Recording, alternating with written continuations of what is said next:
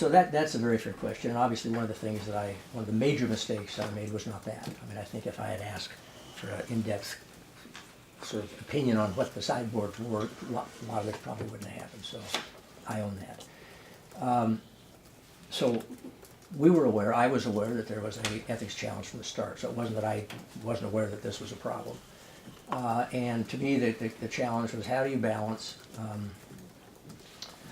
someone who I believe had knowledge, experience, perspective that could be very valuable to moving my agenda forward, and also who wanted to continue, obviously, her own professional career. So that was the balance.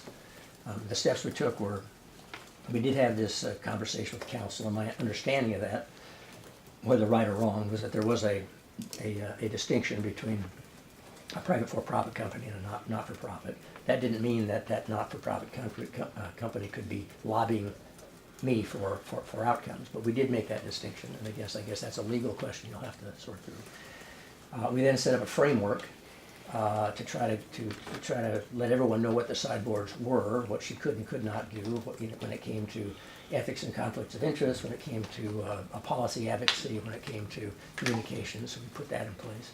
And then I delegated sort of the oversight of that, the review of the contracts and her various activities to Chris and Leonie. The first ever out of the box was this thing called RDI, which was, I guess, sort of questionable from the beginning. She got a position, but she had to raise money to fund it. So it was an unfunded position. And there were I had questions about that, because part of it was to try to align the NGOs up and down the West Coast to support policies that were developed by myself and, at that time, Governor Gregoire and Governor Brown. That part was okay. But there was this notion that she could convene governors, which simply is not realistic. Governors don't need someone to convene them, right? And so I was in the process of developing some questions for the Ethics Commission around that specific issue.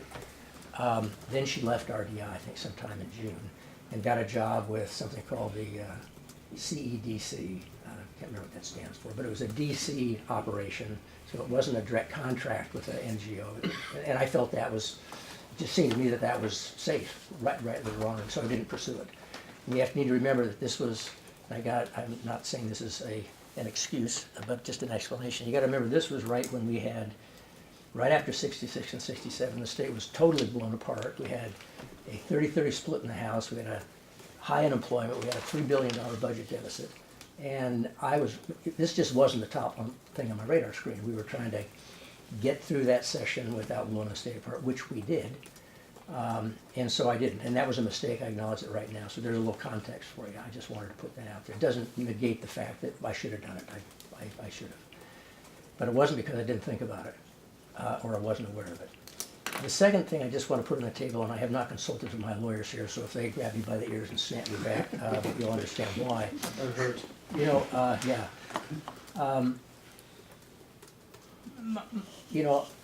If I've made some violations, I want to be held accountable for them. That's not my problem.